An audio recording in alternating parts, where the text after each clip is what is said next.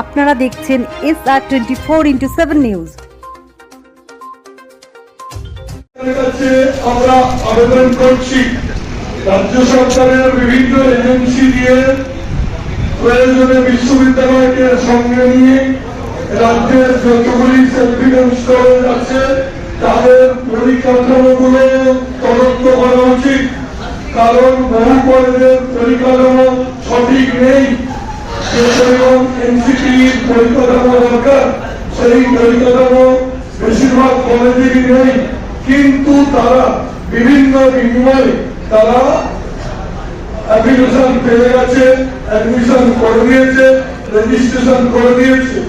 এবং এই সব যে দুর্নীতি, এই দুর্নীতিগুলো অন্তত সরকার দেখুক এবং যথোপযুক্ত ব্যবস্থা নিক, এবং যারা এদের সঙ্গে যুক্ত বিশ্ববিদ্যালয়ের কর্তৃপক্ষ বা যিনি হন না কেন তাদেরও উপযুক্ত শাস্তির দাবি করছি।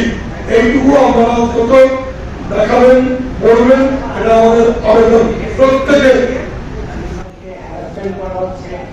আমাদের কলেজগুলোকে অ্যাপ্লিকেশন দেওয়া হচ্ছে না এবং সেখানে আমাদের যেতে হচ্ছে কোর্টে গিয়েও তারা সেখানে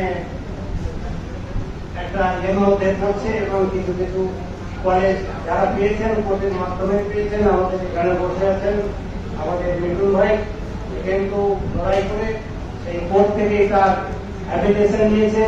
আমাদের আরো পিছনে বসে আছেন যারা প্রত্যেকেই কিন্তু কোর্টের থেকে করেছেন। আমার বক্তব্য প্রত্যেকটা জিনিস একটু মানবিকতার সহিত দেখা উচিত।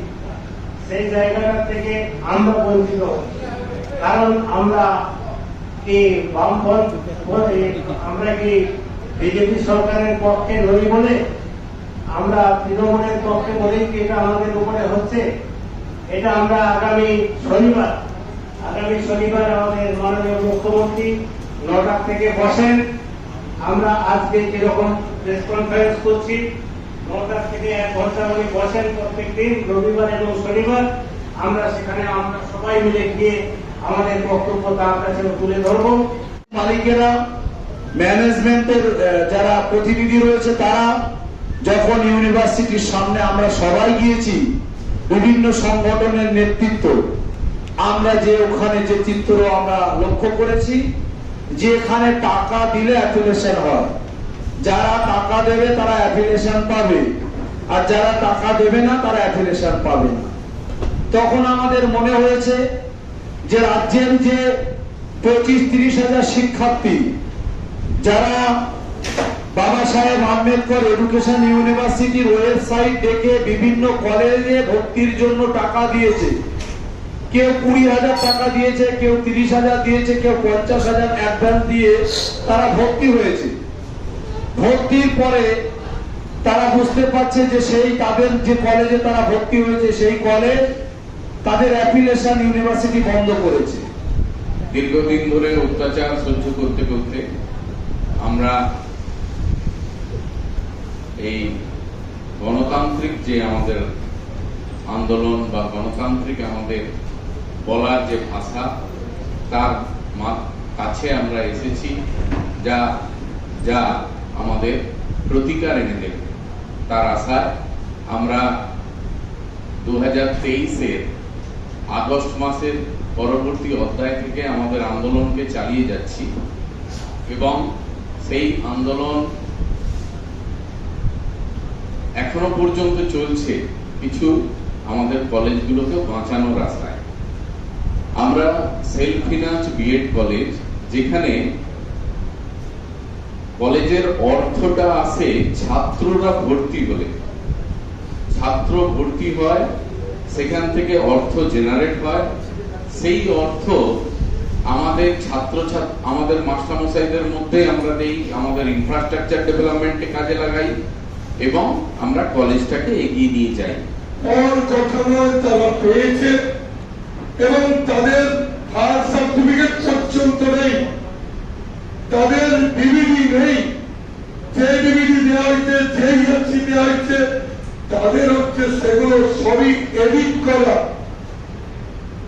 আমি একটু আমার প্রিয় সাংবাদিক বন্ধু, শ্রদ্ধেয় সাংবাদিক বন্ধুদের বলতে চাই, আপনারা একটু কলম ধরুন, আপনারা একটু ছবি দেখান রাজ্যের শিক্ষা ব্যবস্থাকে কিভাবে এই রাজ্যপাল দ্বারা নিয়োজিত ভাইস চ্যান্সেলর কিভাবে রাজ্যের শিক্ষাকে মেলাইন করছেন, কিভাবে জলাঞ্জলি করছেন, এবং যেখানেতে আমাদের রাজ্যের বহু ছাত্র শিক্ষা থেকে বঞ্চিত হচ্ছে, শিক্ষকতা থেকে বঞ্চিত হচ্ছে, শিক্ষা কর্মী থেকে বঞ্চিত হচ্ছে। ওনাদের যেটা কাজ ছিল বিশ্ববিদ্যালয়ে সেটা মনিটরিং করা। আমাদের মূল উদ্দেশ্য বাবা সাহেব আম্বেদকর বিশ্ববিদ্যালয়ের কর্তৃপক্ষ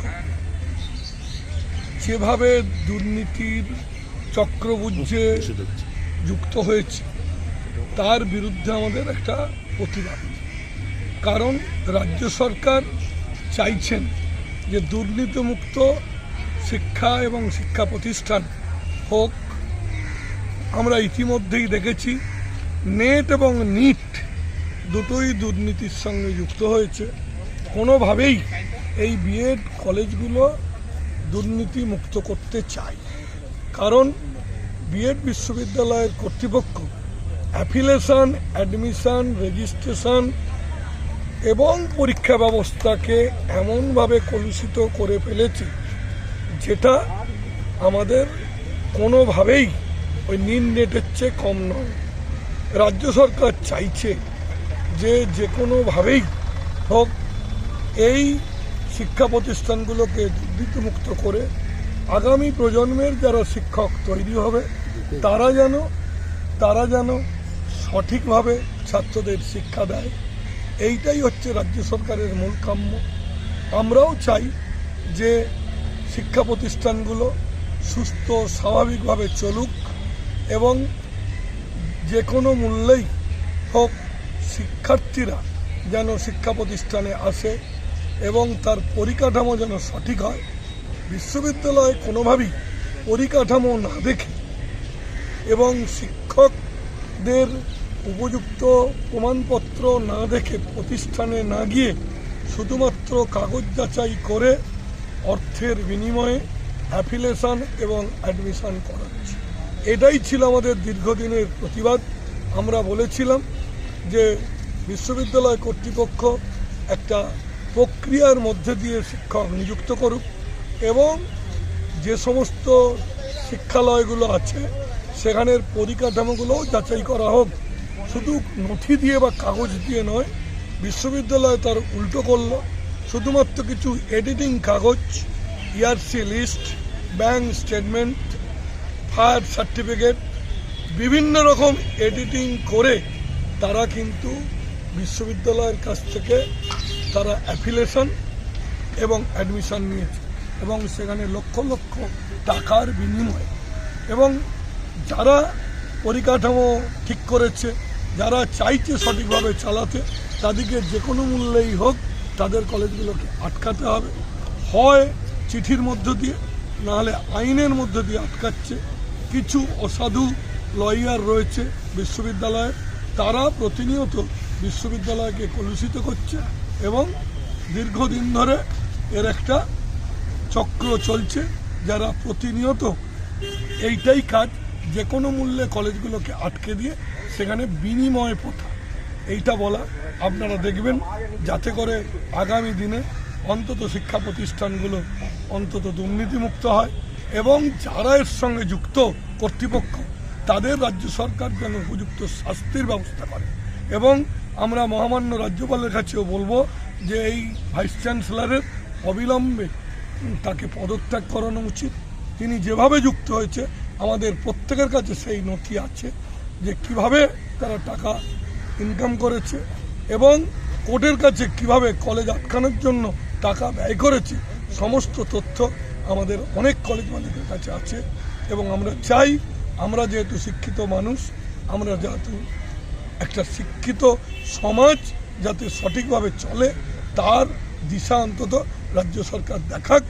এইটাই আমাদের মুখ্যমন্ত্রীর কাছে আমাদের আর্জি এবং শিক্ষামন্ত্রীও যেন বিষয়টা গুরুত্ব দিয়ে দেখেন নমস্কার। কেছে রায় দিয়াচ্ছেও বিশ্ববিদ্যালয়ের কর্তৃপক্ষ বিভিন্ন অছিলায় ডেট নিয়ে টাইম কিল করতে চাইছে, যাতে এই সমস্ত কলেজগুলো যাতে অ্যাপ্লিকেশন বা অ্যাডমিশন না পায়। বারবার করে বলতে চাইছি, বিশ্ববিদ্যালয়ে নিজের মাত্র 11 জন টিচার আছে, তার এমএড এবং বিএড থাকার কথা নয়। এবং মূলত বিশ্ববিদ্যালয়ে 6 জন টিচার আছে, সেই বিশ্ববিদ্যালয়ের কোনোভাবেই অ্যাফিলিয়েশন থাকার কথা নয়। সে অন্যকে অ্যাফিলিয়েশন দেবে কী করে? আমার মনে হয় কর্তৃপক্ষ এনসিটির নিয়মকানুন একেবারেই বোঝেন না, বা বুঝতে চান না, বা বুঝতে চাইছেন না। শুধুমাত্র অর্থের বিনিময়ে কাগজ কিছু পাইয়ে দিতে চাইছে, অর্থের বিনিময়ে পরিষ্কার, এবং বিভিন্নভাবে বিভিন্ন জায়গা থেকে তার অর্থ কালেকশন করছে। সেই সমস্ত তথ্য আমাদের প্রায় অধিকাংশ কলেজ মালিকের কাছেই রয়েছে। যদি রাজ্য সরকার তার এজেন্সি দিয়ে সমস্ত কলেজগুলোকে আলাদা করে ভেরিফাই করে বা তদন্ত করে, প্রত্যেকের সঠিক তথ্য দিয়ে দেবে, কোথায় কিভাবে কত টাকা দিয়েছে, কি কারণে দিয়েছে, সঠিক তথ্য উদ্ঘাটিত হবে এবং রাজ্য কলুষিত মুক্ত হবে। আমার নাম ডক্টর শান্তিনাথ সরকার, আমি হচ্ছি বিষ্ণুপদ সরকার কলেজ অফ এডুকেশনের সেক্রেটারি বলছি।